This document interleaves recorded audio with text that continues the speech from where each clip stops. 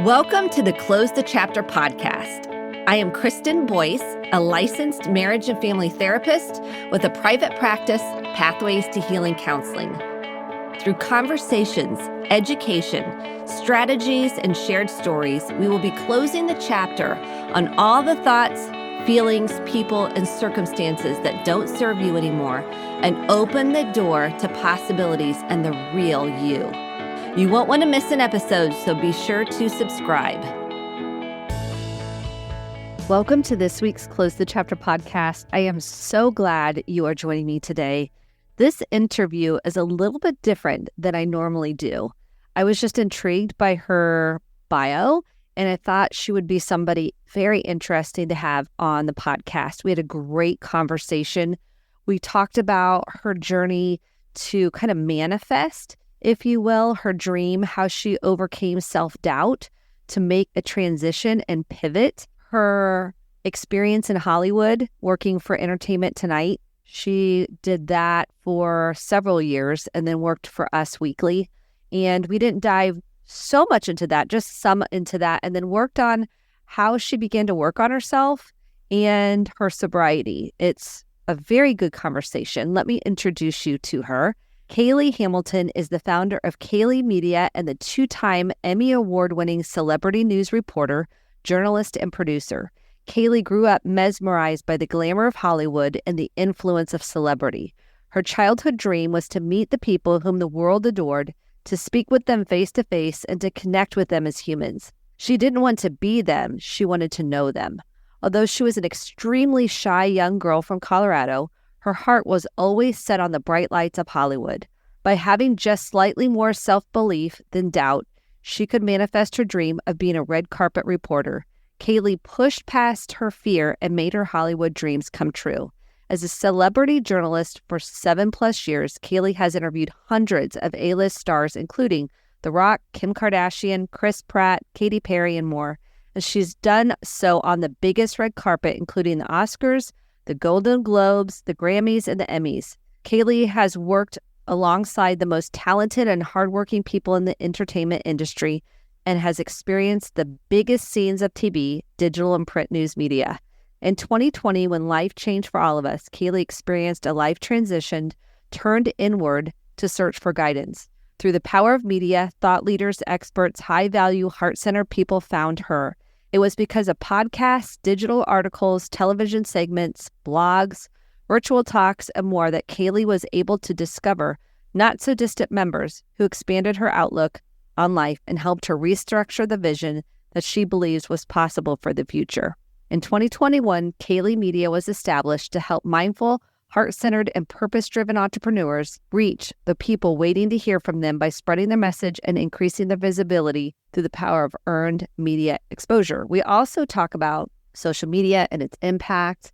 We talk about the key things she's done to get to know herself and kind of change her life, really. And if you want support along your healing journey, be sure to grab the journal. We talk about journaling on the podcast. I was so excited that she's a journaler. You can grab it free at Kristen, Kristen, Boyce, BOICE.com/free resources. We'll also put that in the show notes. So without further ado, here is my, I would say, insightful, vulnerable conversation with Kayley Hamilton. I hope you enjoy it. Welcome to the Close the Chapter podcast. I am so glad you're joining me today for my very important guest, Kayley Hamilton. Welcome to the Close the Chapter podcast. Hi, Kristen. Thank you so much for having me. I'm so happy to be here. I am so excited to dive into your story because it really intrigued me. When I got the information about you, I was like, this is so interesting because so many people have dreams and even as a young child of things they want to do, but they're scared. They're too scared. They have too much self-doubt to dive into it. So let's start from the beginning. What was your dream as a child? How did you really achieve it? And then you had a pivot. So let's talk a little bit about how it all started. Yeah, definitely. Thank you so much for having me. Oh my gosh. Well, I grew up a really, really shy girl from Colorado. I'm the oldest of 3 sisters. And I was just really shy, really insecure. And later on down the line, I realized, whoa, I had really low self-worth for some reason. But then there was the other side of me. So I was obsessed and just really mesmerized by Hollywood, celebrities, the glamour, the red carpets, who these people were that the whole world was obsessed with. And my mom was like that, like she was into that too, even my dad. So I kind of grew up around it. Like after dinner every night, my mom would put Entertainment Tonight on and we'd watch E.T. When the Oscars were on, we'd all gather on the TV and watch together. I would always buy Us Weekly magazines every time I'd go to the grocery store with my mom. I think maybe it was like the contrast of how these people are like so fascinating to me because they're so in their worth and like in the spotlight. And I felt like maybe there was a part of me that wanted to be like that I totally stifled and just shut down because I was just so insecure and shy. But I was just always obsessed. And I felt like I kind of, through the years, I just fell into it more and more where I was like, I want to be a part of that world. I didn't want to be an actress or a singer. I never wanted to be them, but I wanted to know them. I wanted to know who these people were. So I gravitated toward the reporters on the red carpets. And I was like, those are the people that I want to be. I want to be on those red carpets, experience the whole thing, but then actually connect with these people that the world admires, like on a deeper level, face-to-face, one-on-one, and see who these actual humans are. So I just built that dream up every single day in my head, and I used things like the entertainment news shows and the magazines. I feel like now, looking back, I kind of was like programming my subconscious into feeling like, okay, this is meant for me. I know what it's going to be like when I get there. Just kind of like really leaning into that dream and leaning away from the identity of, oh, I'm really shy. I don't like to be the center of attention. I'm really insecure.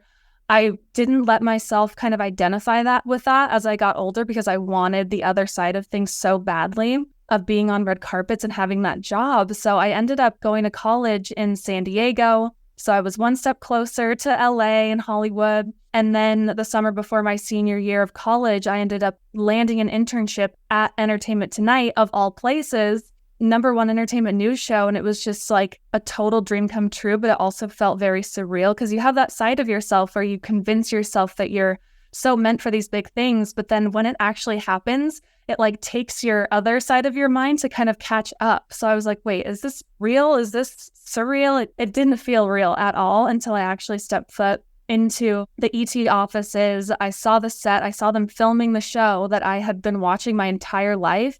And it was just like a total like out of body experience. And so I worked that summer, head down, worked really hard. And I ended up at the very end of the summer working my very first red carpet just as an intern, kind of helping out. And I just remember that moment stepping onto that first red carpet. And it was for a movie called Savages with Blake Lively, John Travolta, Salma Hayek, like a really great cast. And I was standing on a red carpet for the very first time. And I remember just being like, wow, I'm meant to be here. And also, oh my gosh, I can't believe I did this.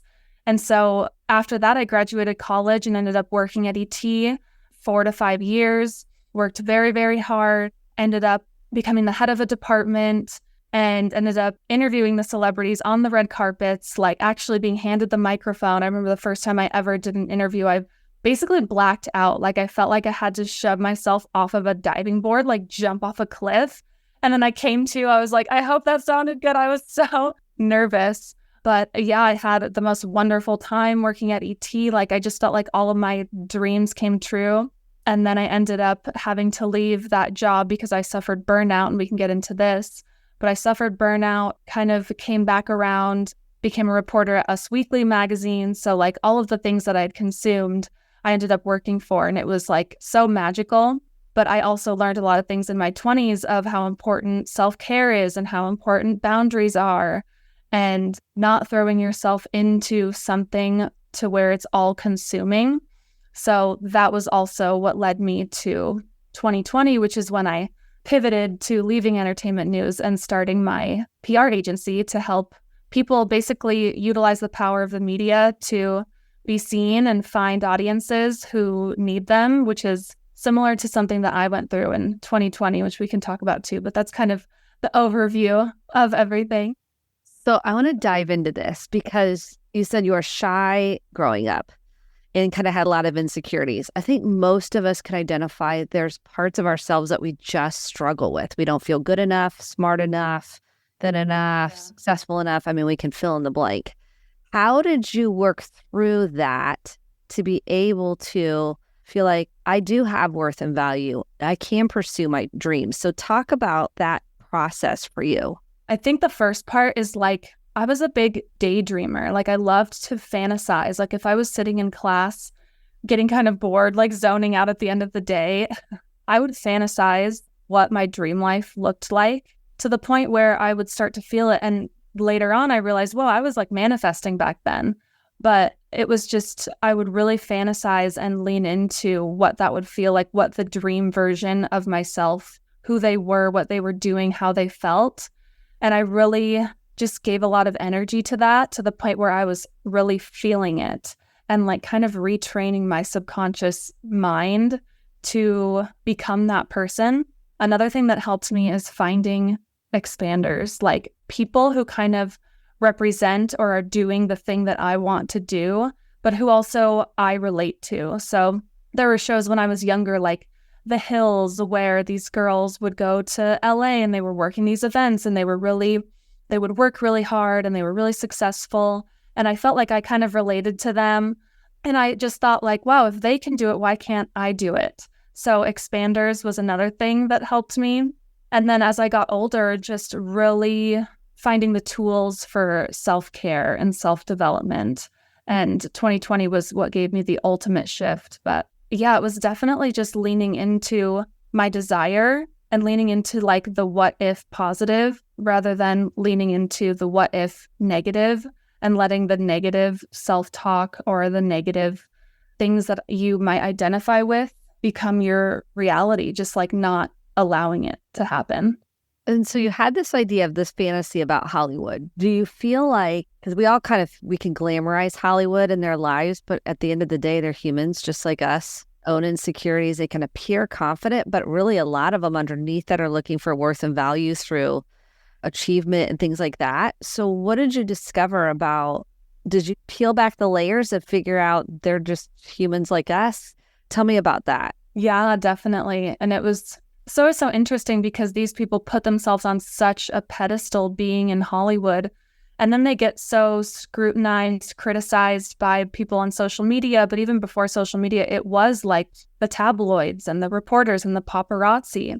So it was interesting to see like working with the side of the reporters.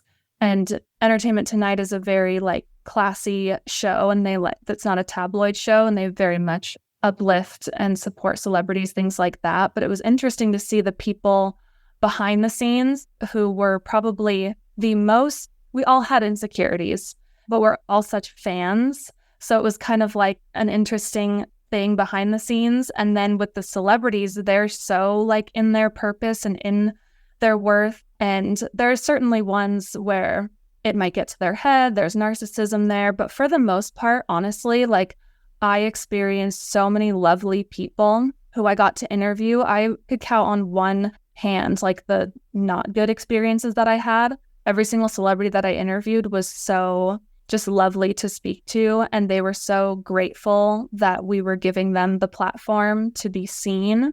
But a lot of them, especially the most successful ones, they kind of rise above the fluff of the glamour and the glitz and the reporting and the news and the headlines. They kind of just rise above it. And you can tell it's like they're vibrating on a higher frequency, and they kind of play the game. They know they have to promote themselves, promote their projects, do the interviews, all of that. And they do it very graciously. But at the end of the day, and I think you have to be like this to survive like all of those eyes on you, the successful ones really do rise above all of that. Because they're not in the ones, I mean, a lot of people turn to addictions to cope, and Right. You didn't really face many of those issues, would you say? I definitely saw it. I also interviewed a lot of reality TV stars too. And so that's a different type of celebrity. They're very, very transparent, open with their personal lives because that's their whole fame. So they were definitely different from like Brad Pitts of the world. But seeing that another side of kind of definitely having a gap and needing to fill that gap with the attention, I would say.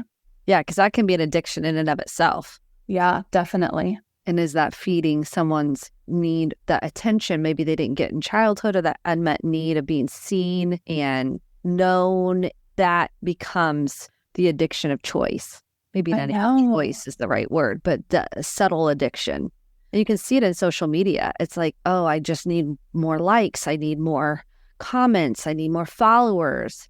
I know. And that always goes back to just reaching out beyond yourself for that fulfillment. And it's what we are like raised to think. It's societal. And especially in Hollywood, it's all about like the looks and what you're working on and your success and all of the external things. Only today am I seeing more and more conversations about like self-work and self-development and finding wholeness within yourself. And that certainly wasn't a thing when I was consuming Hollywood entertainment stuff when I was young. It was all about like the really skinny girls on the cover of Us Weekly magazine and who everyone's dating. Now, this is why I love podcasts. Like so many celebrities have launched podcasts to have these deeper conversations. That's another layer that is able to peel back, and you can see what they really struggle with and how they're working on it, and really putting a platform to the importance of self-development and self-care and finding wholeness within yourself rather than reaching out for all of the outside attention and validation. Yeah. How do you see that playing out over time? Because what I see, especially in teens, I mean, social media isn't going away. We know it's not. It's getting bigger. Yeah. And they're getting a lot of their worth. I mean, they're trying to get a lot of their worth and value by how big they can get a platform or how many people can really chime in on, comment on it, and their brains aren't fully developed. It's a real big thing. And in the media, what do you see? What do you see as challenges with it? I think with children and social media, it like gives them the ability to talk about people behind their back. And the people who put themselves on a platform and build like a social media platform, it gives permission almost for people who are consuming that content and young people to automatically judge outwardly and criticize, but also like compare themselves to things like that. I have a little sister, a much younger sister. She's only 12. And I see the way that she consumes media. And it's all about the TikTokers and the dances and the weird, like, you have to do this or else this will happen, or like, check this, like just weird things, like kid things. But they're all consumed. And then she talks with her friends about it. And it becomes kind of a toxic environment because they're so young. And that's their go-to, is just talking about, it's kind of like the popular kids in school before social media. The kids who weren't popular are talking about the popular ones, like vice versa, just everyone talking about each other. And that is just a breeding ground for just a lot of like judgment and criticism and comparison. And what do you say? Okay, this is a good segue into someone that wants to chase their dreams, and social media might be a part of that. Yeah. Building a platform. I'm working on a book proposal, and you have to build a platform and you have to do things. And I'm like, it's the whole thought of it, just like, oh, you got to build your following. You got to put yourself out there.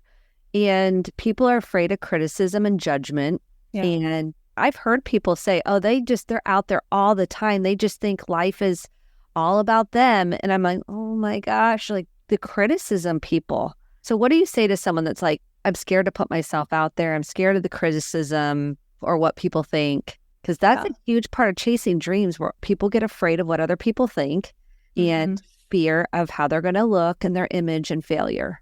I know.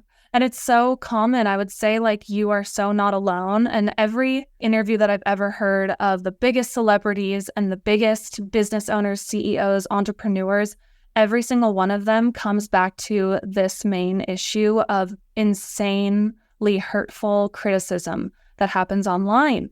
And so the first part would just be like accepting that it will happen, and also realizing you're not alone, and realizing that all of the other people that you look up to, they experience it as well, but they put up boundaries. And that can be easier said than done. Like, I've heard of huge people who are like, I still check comments, or I still like Google myself. But for me personally, like as I build my platform too, I would truly have to set such strong boundaries to literally never look at comments, never, if it was a celebrity thing, like for celebrities, never to Google your name or see what a salacious headline is saying. Like maybe someone from your team can do that.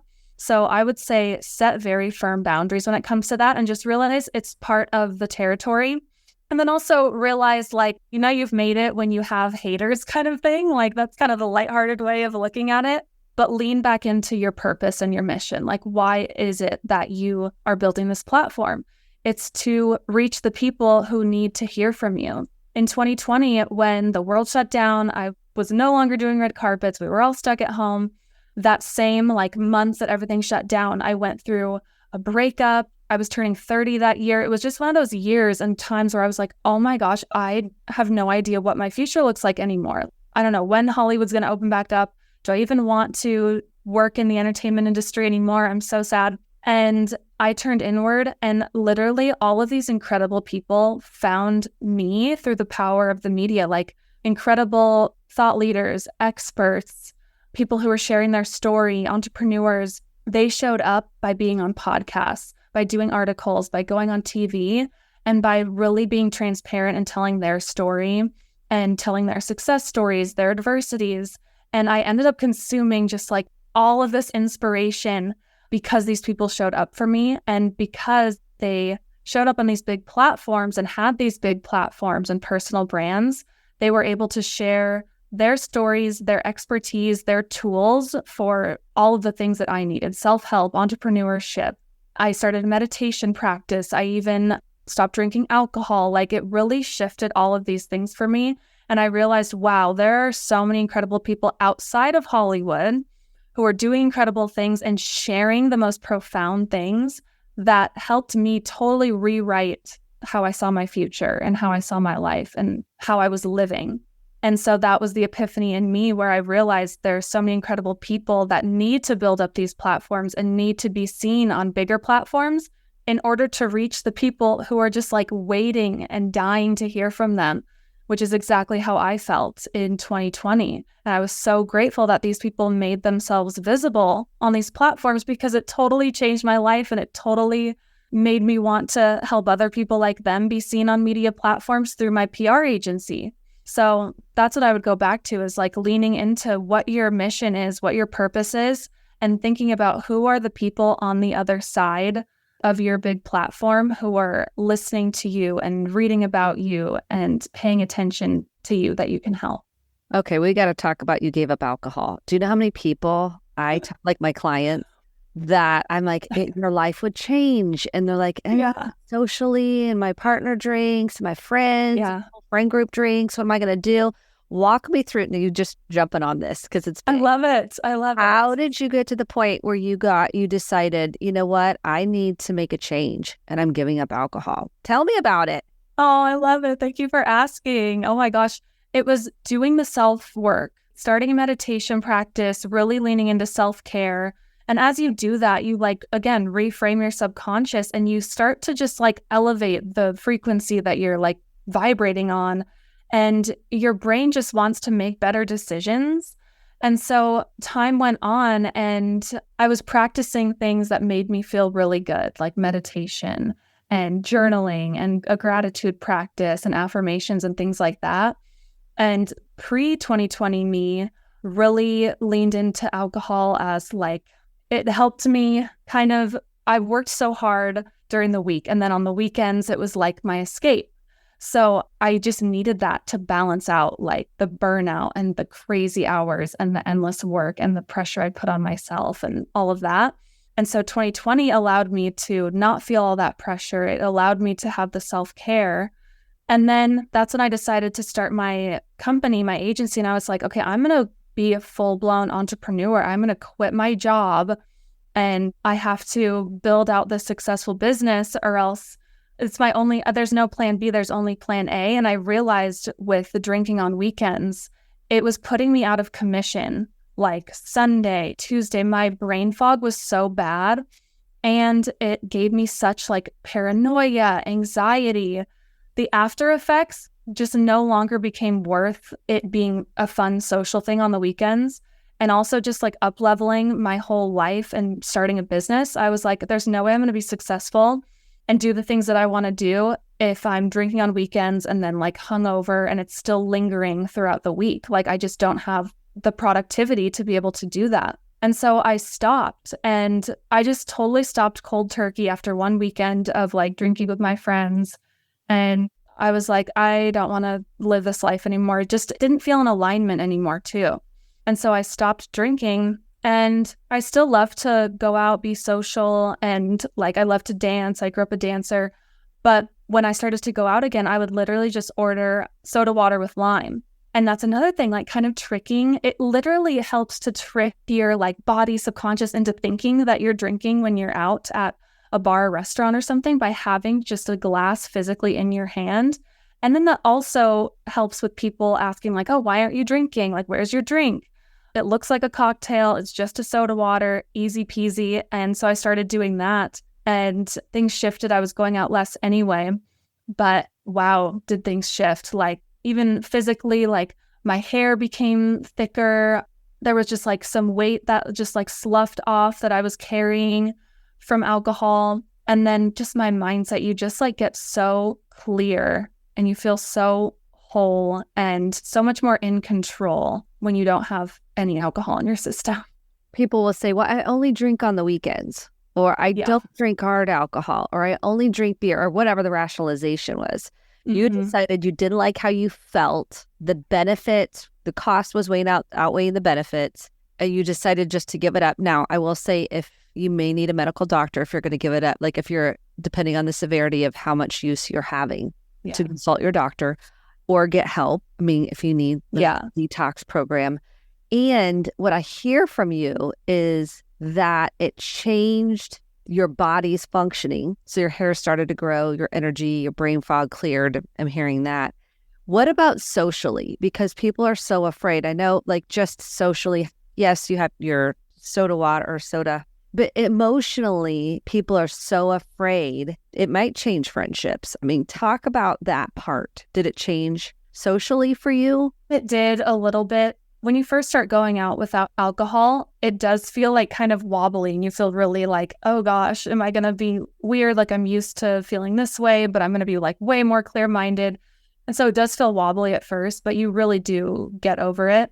And it really pushes you to step into yourself, like step into your confidence. And you get that confidence quickly, and it feels really good. And then you get even more confidence when you validate yourself and you're like, whoa, I can go out in these same social scenarios, not drink any alcohol, and feel so good and feel so in my worth and my power, and then go home, get like the most beautiful night's sleep, wake up early the next morning, be productive, feel so good. Like it just all feels so good all around because you kind of zoom out and look at the bigger picture as opposed to just the short term of, okay, I want to get a buzz and like have a cocktail, have a drink and like have fun. And then I'm not going to think about tomorrow. So yeah, it's definitely a different mindset when you go out, but also I was also getting older too. Like I turned 30. And so yeah, COVID, like LA kind of shut down. Things were slowly opening back up. I was starting my business. So I was entering a new chapter personally as well. But also I was single, so I was dating. And so I would go on dates. I was on dating apps. And honestly, it was surprising to me when I would say, oh, I'm just going to get this drink and not drink alcohol. The amount of people that actually were supportive and blown away and like almost jealous too, where the amount of conversations where people would come to me kind of behind the scenes and be like, I wish I could do what you were doing. I wish I could stop drinking alcohol. And I never had judgment on anyone or anything, like everybody do you. But it was just interesting how people kind of let their guard down and they were like, oh my gosh, like that's so cool that you don't feel the need to drink and things like that. And so it's just a matter of being proud of it, but you don't have to put it on a pedestal. It's just like, oh, I'm just going to order a soda water with lime, thanks. And then some people can make a big deal of it. Some people, it makes them feel insecure. Some people feel really empowered and really proud of you. And so I would go on dates, not drink alcohol. And then I ended up meeting my current partner, my boyfriend, and we went on a date, went out to dinner, and he does drink, but like very, very rarely. So I ended up meeting somebody who does not drink and does not drink alcohol, like barely at all. So that was actually ended up being something that bonded us, which was really special. So you never know how making these big changes, at first glance, you're like, oh gosh, it's going to like change things. And change is good. Change means that you're growing, and it can really open the doors for just even more beautiful things to come into your life. It's so true. When one door closes, I know it's so cliche, another door opens. True, though. Opens to yourself. Like what I'm hearing in your journey, you made a big pivot in 2020, but it was more like you were opening the door to yourself. Like you're like, okay, I love that. You revamped so many things. I mean, you really changed your life. You gave up alcohol, you meditated, you journaled, like you found yourself, and that self-awareness and self-empowerment, I think, is the key to building your dreams. Yeah. I really do. I think it's the gateway. Like if we don't know ourselves very well, we're going to be chasing things constantly, but not really feeling fulfilled because we're just trying things on. But there's nothing wrong with that, because I did that too. It's trying to figure out, who am I? What drives me? And then how do I work through my fears and my shame stories I tell myself that I can never do it? Who am I? I'm not smart enough. I don't know how to do it. That's one thing that can hang me up, is like, I don't know how. And so then I get frozen. It's like fight, flight, or freeze. It's like, oh, well, then I just don't know how to do it. So forget it. How do you help people really work through some of those elements to get to following their dreams? It's really about like unlearning things that you've taken on throughout your life, and unlearning like those patternings of, for example, with what you just said, and I resonate with this so much too, is like, oh, I don't know how to do it. So, okay, I'm like paralyzed in fear. It's too much to figure out. That's kind of just like your ego protecting you. And it's like, okay, thank you so much, ego. I appreciate you protecting me, but you're actually holding me back. So let's like restructure this. Let's pause. Let's not lean into that thought and go down that road. Let's rewind and be like, okay, I don't know how to do this, but I'm sure I could figure it out. And something that really helped me was like affirmations and writing quotes. And I would have it up on my wall next to my computer every morning when I was starting to build my business. And I would just write things like, get comfortable being uncomfortable. I was like, every little thing, no matter how many red carpet interviews I did, I was always nervous beforehand, always. But it was because I cared, and I got used to that nervousness. I'm like, I know I'm going to be super nervous. I know I'm going to like get a little jittery, but I was getting comfortable being uncomfortable. And so leaning into that when I was entering a new chapter, building my business. Another thing that I wrote down was a quote I heard where it was like, nobody knows what they're doing. Everybody's just figuring it out. I was like, that's so true. Like you put all these people on these pedestals and they've accomplished these incredible things, but like nobody knows what we're doing until we do. Like everyone is figuring it out. So just like those little affirmations to yourself, that's what really helped me just ground and put up blinders. So that's something else too that's important, is putting up blinders and not like leaning into the comparisonitis of just like comparing yourself to everybody else in your industry or people who are getting featured in all of these publications and doing the big interviews. And it's like, oh my God, that needs to be me. And it's like, no, we all have a journey and you have to start from somewhere, and that momentum builds up. Just stay on your path and like stay very clear in your goals and what impact you want to make. And most importantly, going back to like the daydreaming, I love daydreaming and picturing who my future self is, who my like most aligned, most high level self is, and just picturing her and then acting as if I am her every day. And then how has journaling, I'm a big journaler. I mean, I have my journal. I love my journal. I love it. And people are like, what? I hate journaling. What do you journal? What are some of the things you journal, and how has it helped you? Yeah, gratitude practice for sure. My boyfriend and I actually just started this. I kind of go on and off, and I was like, we need to get back into this. So every morning, he and I will write down 5 things that we're grateful for. And it doesn't have to be like, it doesn't have to take you an hour of your morning routine. It's like, just write down before anything else, write down 5 things that you're grateful for. Something else that's fun is I would write 5 things I'm grateful for now and 5 things that I'm grateful for in the future, but writing it in present tense as if it's already happened. Like, I'm grateful that my client was featured in Forbes this week, something that we're working toward that hasn't maybe happened yet. So I love to do that. I love, especially when something hits you where it's really tough and you're feeling like your brain is like scrambling and thoughts are just like shooting everywhere. It feels so good to just close all the technology, open your journal, like find a nice pen, and just like, I love to like light a candle and create a really safe, peaceful space.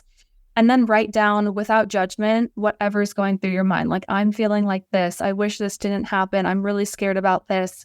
And it helps to organize your thoughts, and it helps to see it clearly on paper. And then it helps you to zoom out and not get like sucked into the deep, dark hole of a negative spiral of thoughts. So those are some of the journaling things that I like to do. I'm a big journaler, big. And if I have a question, I'll like write the question out and just see where the pen takes me and see what answer it might be.